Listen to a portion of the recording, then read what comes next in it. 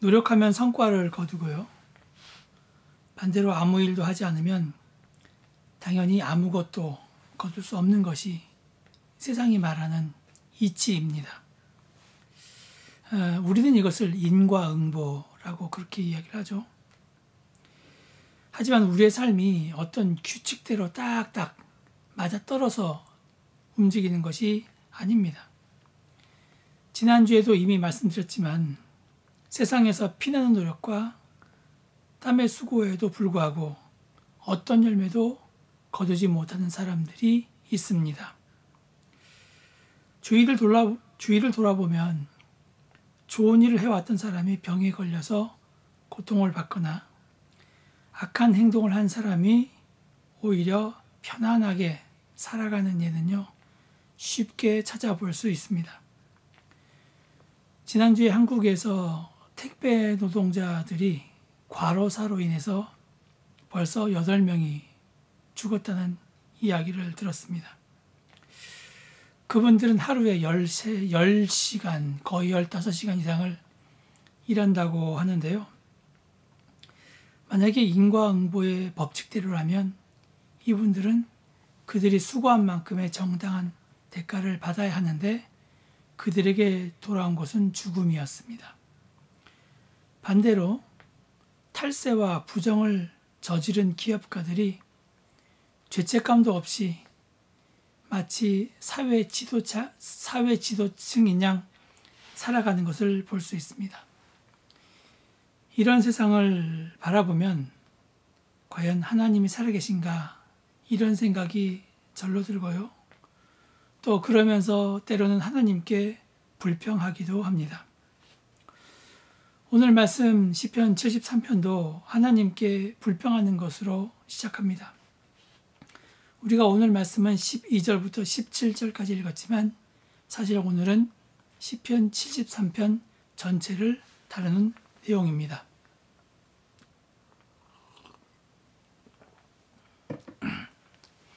시인의 불평의 이유가 1절, 2절에서 나옵니다.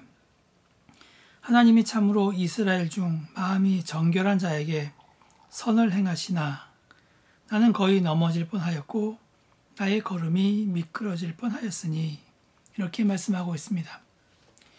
1절은 하나님이 마음이 정결한 자에게 선을 행하신다, 즉 복을 내리신다 이렇게 이야기를 하고 있습니다. 여러분, 이 말씀은 인과응보에 해당합니다. 그러나 시작은 이렇게 했지만 2절부터는요, 내용이 완전히 달라지는 것을 우리가 볼 수 있습니다. 시인은 거의 넘어질 뻔했고 미끄러질 뻔했다고 이렇게 이야기하고 있습니다. 그러면서 그의 불편한 마음을 감추지 않습니다. 시인은 이렇게 생각했겠죠. 하나님께서 계시다면 정결한 사람이 보호받아야 하고 그런 사람이 선을 받아야 하는 것이 마땅한데 그렇지 않는다는 것입니다. 왜 시인은 시의 시작을 이렇게 하는 것일까요? 그것은 시인이 불의를 저지르는 악인들이 횡행하는 세상, 그들이 형통하고 도무지 아무런 징계도 없는 불의한 현실들을 눈으로 목격했기 때문입니다. 여기서 말하는 악인, 악한 사람이라는 것은요, 도덕적으로 악한 사람만 이야기하는 것이 아니라 하나님을 인정하지 않고 무시하는 사람까지도 포함하고 있습니다. 강도와 살인, 이런 중죄를 저지르는 사람도 악한 사람이고 교만에 빠져서 하나님을 무시하는 사람 역시 악한 사람입니다. 우리 생각에 하나님께서 이런 사람에게 벌을 내려주시든지 아니면 그들이 어려운 일을 당해야 하는데 그렇지 않습니다. 오히려 악인이 더 형통합니다. 악인이 얼마나 형통한지 시인은 탄식합니다. 4절, 5절 말씀을 보면요. 그들은 죽을 때에도 고통이 없고 그 힘이 강건하며 사람이 당하는 고난이 그들에게는 없고 사람들이 당하는 재앙도 그들에게는 없나니. 또 7절 말씀해 보면요. 살찜으로 그들의 눈이 솟아나며 그들의 소득은 마음의 소원보다 많으며 12절 볼지어다 이들은 악인들일지라도 항상 평안하고 재물은 더욱 불어나는도다. 이렇게 이야기하고 있습니다. 악인이 죽을 때의 고통이 없다고 합니다. 악인이 평생 잘 살았다면요, 죽을 때만이라도 아주 고통스럽게 죽으면 좋으련만 고통 없이 이 세상을 잘 마무리합니다. 아니면 평생 죽을 병에 걸려 고생했으면 하는데 힘이 넘쳐서 살아갑니다. 7절에 보면 살이 쪄서 눈이 솟아올랐다고 하는데 이 말 뜻이 잘 뭔지 모르겠어요.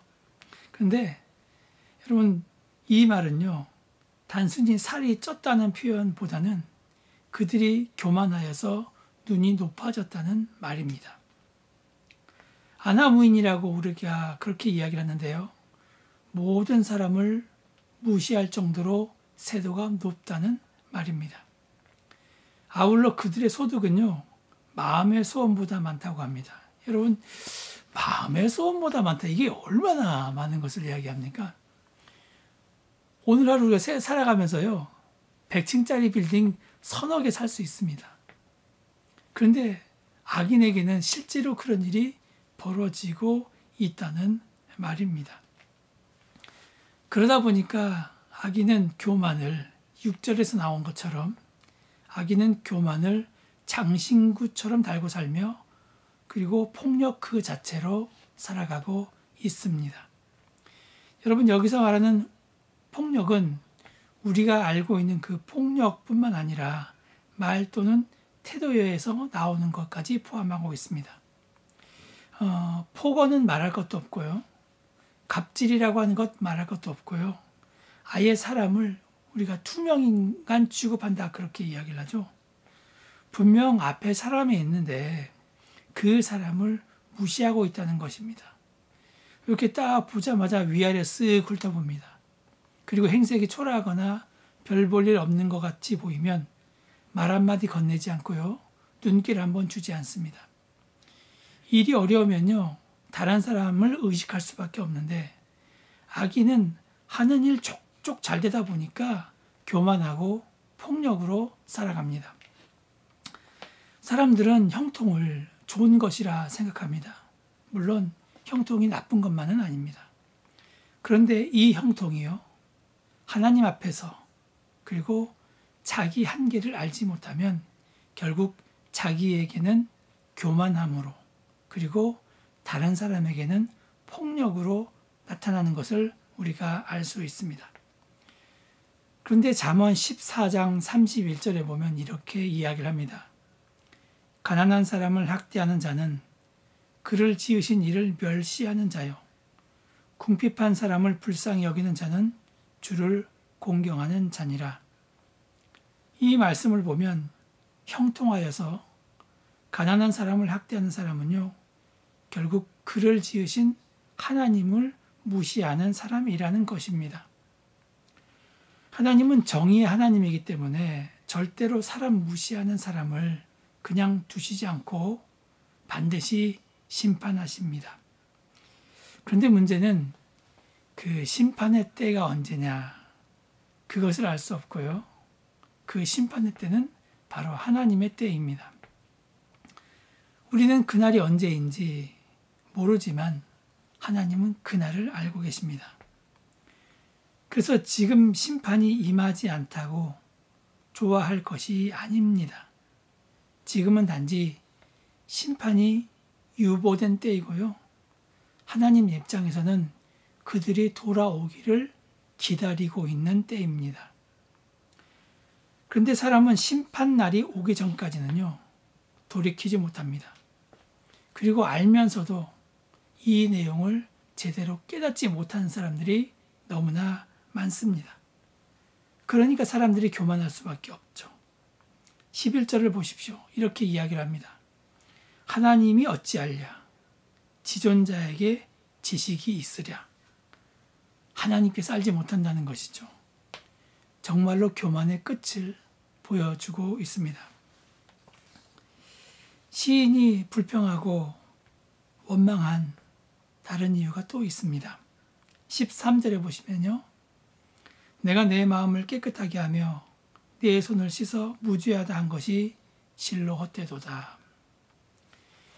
시인은 그동안 악인들과는 달리 하나님의 뜻대로 살려고 치열하게 노력했습니다.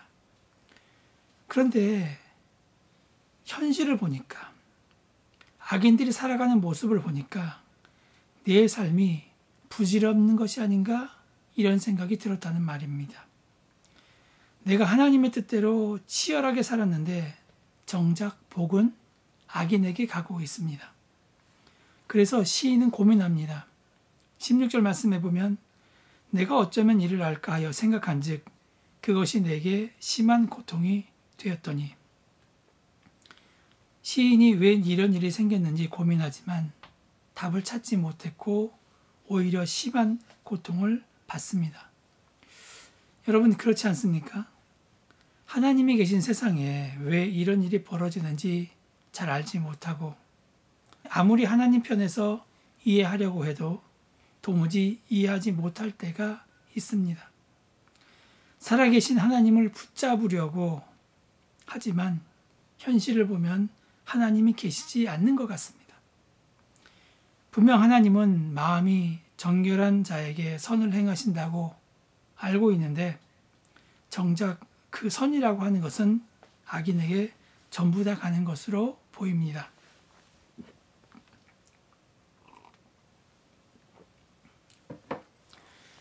시인은 나름대로 세상을 따르지 않고 마음을 깨끗이 하면서 죄를 짓지 않았는데 하나님에게서 아무런 선한 곳이 오지 않습니다.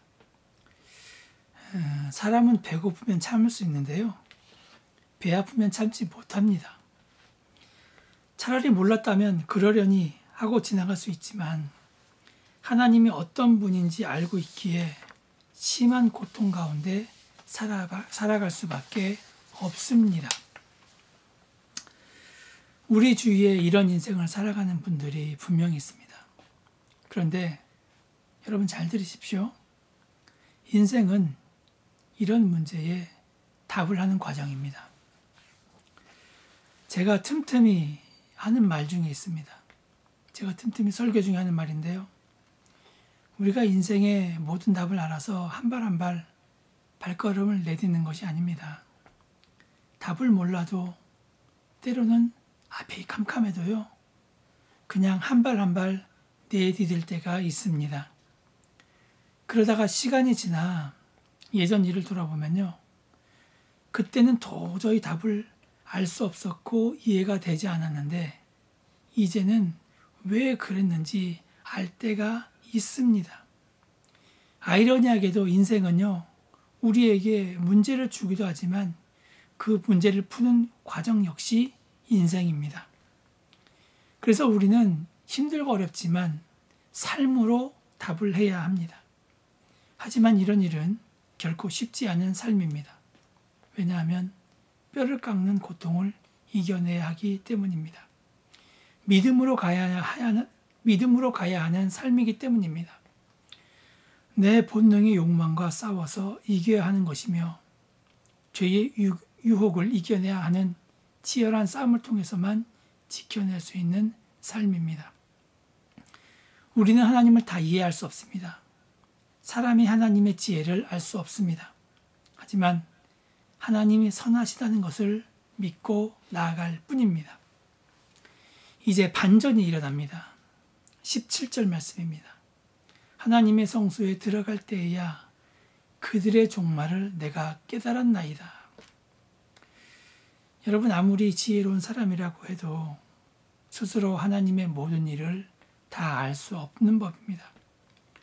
그 이유는 하나님은 인간의 생각을 초월하여서 일하시기 때문입니다.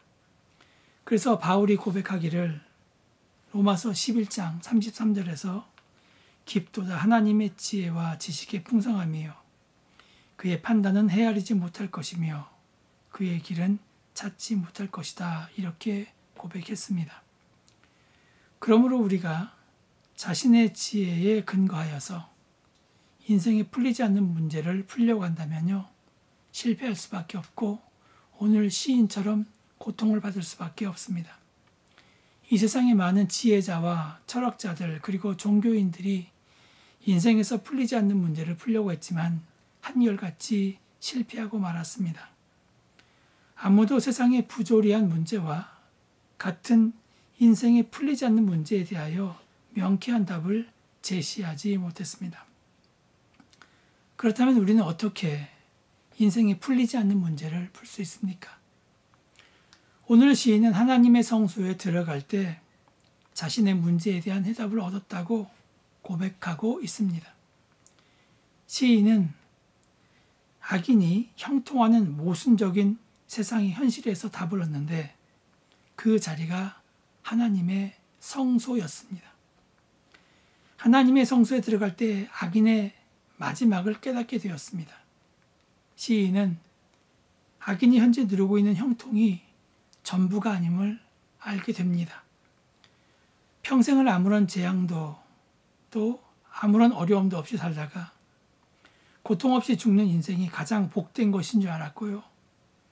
악인이 어떻게 저런 형통과 복을 누릴 수 있는지에 대해서 이해할 수 없었는데 하나님의 성소에서 악인의 마지막을 보게 됨으로써 비로소 그 답을 찾게 되었습니다.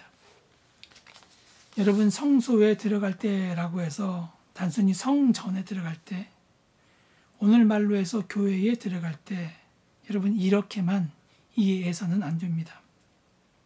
오늘 말씀이 시라는 것을 우리가 알아야 합니다. 성소는 하나님이 계시는 처소이고요. 하나님을 만나는 장소입니다. 시인은 성소에 들어갈 때라는 말을 통해서 하나님을 만날 때, 즉 하나님의 그 뜻을 깨달았을 때 이때 내가 답을 찾았다 이렇게 이야기하고 있는 것입니다. 하나님의 성소에 들어갈 때 하나님의 관점으로 세상을 보게 되었고 또 하나님의 마음을 알게 되었다는 말입니다. 그래서 18절, 19절에서 이렇게 말합니다. 주께서 참으로 그들을 미끄러운 곳에 두시며 파멸에 던지시니 그들이 어찌하여 그렇게 갑자기 황폐되었는가 놀랄 정도로 그들은 전멸하였나이다. 교만하고 하나님 없이 잘 살 수 있다고 자신만만하던 사람들이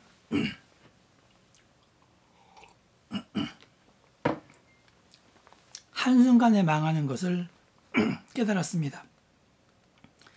세상에서 잘 살고 출세하고 건강하게 사는 것, 이 모든 것이 너무 부러워할 것이 없음을 깨닫게 되었습니다.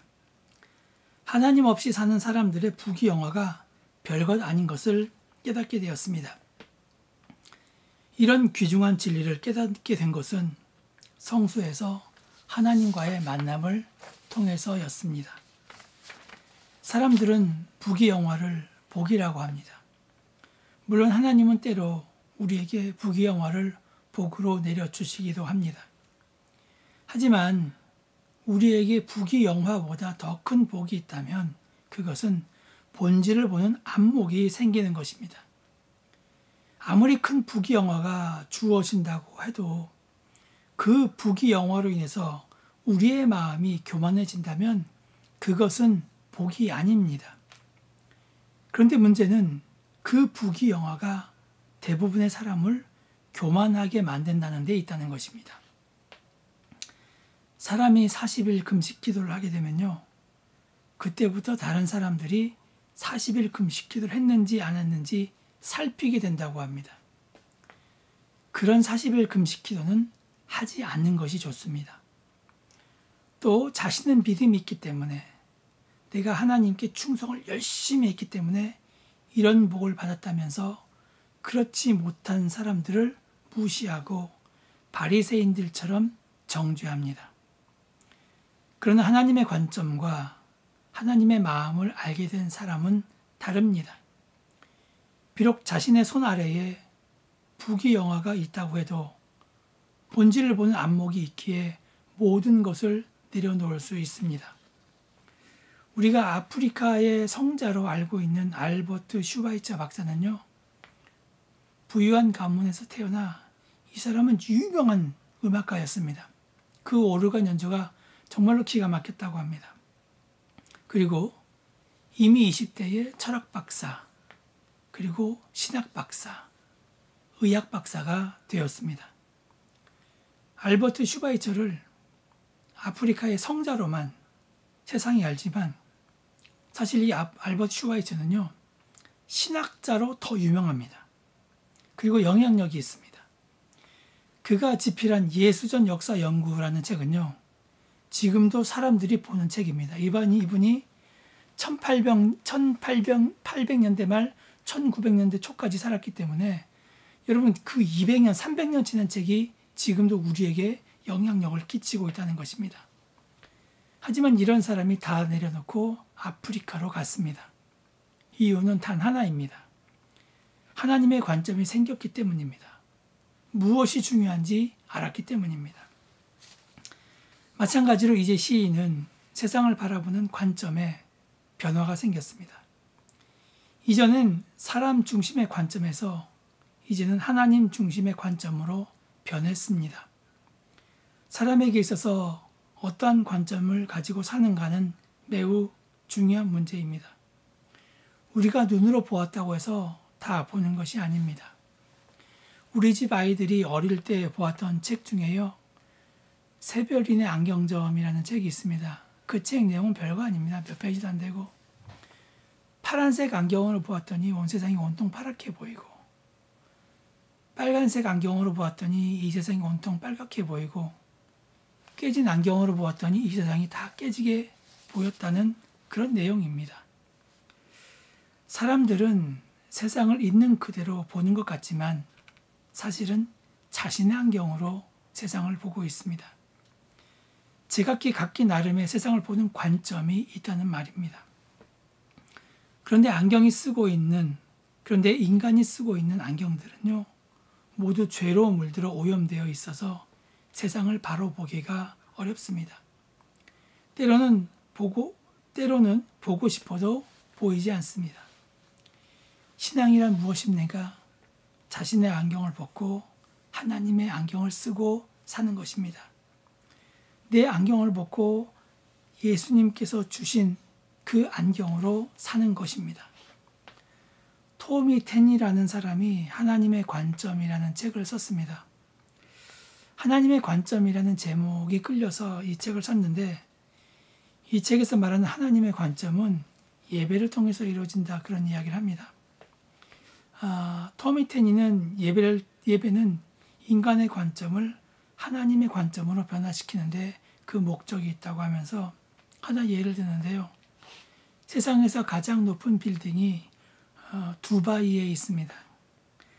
우리가 부르주 칼리파라고 하죠. 버즈 칼리파는 라는 건물인데 168층에 818m, 총 공사비가 15억 달러입니다.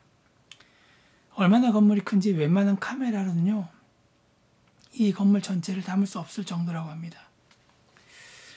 우리가 그 부르주 칼리파 앞에 서면 정말로 거대하죠. 그렇죠?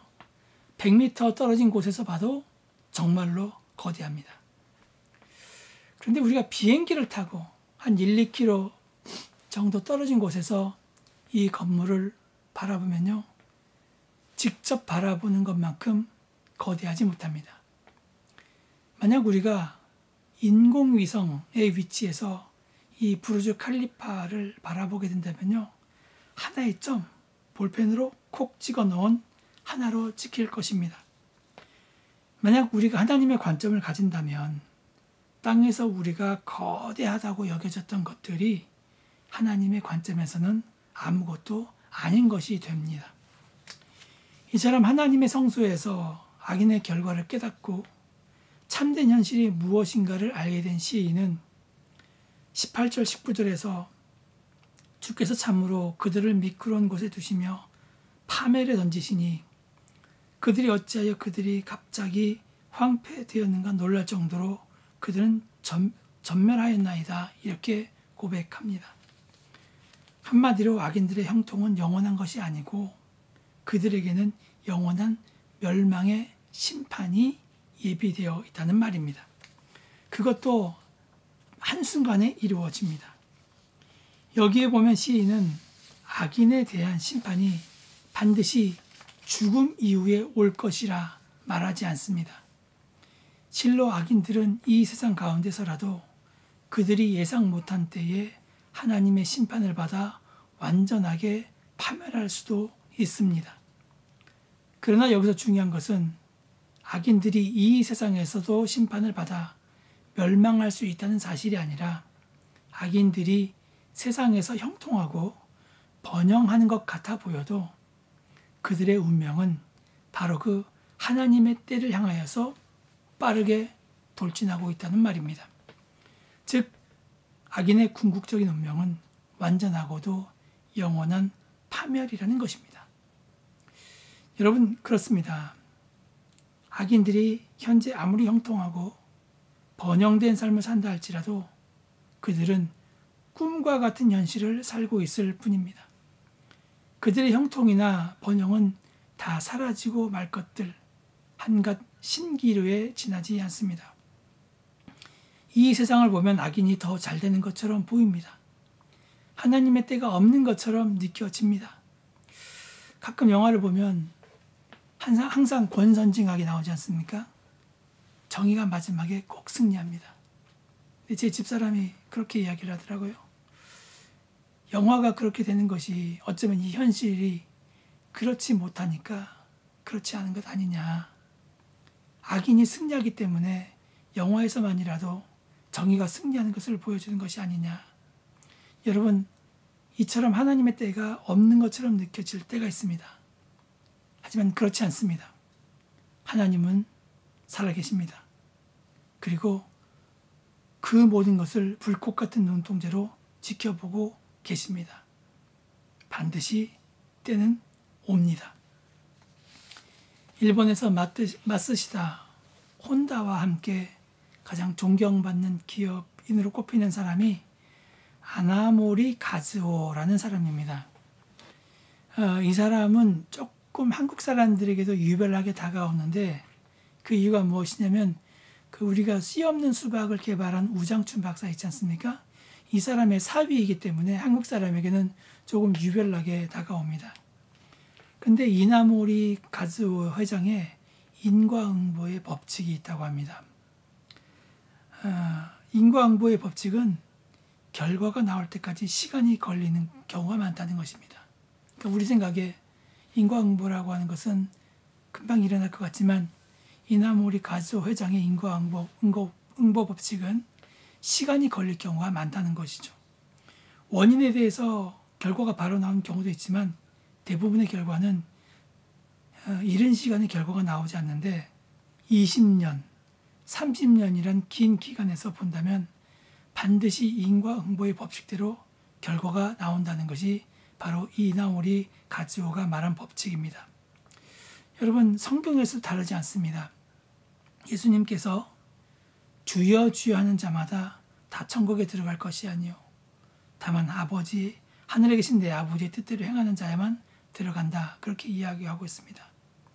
또 겟세마네 동산에서 칼을 든 베드로에게 예수님은 베드로에게 칼을 든 자는 칼로 망한다고 하셨습니다.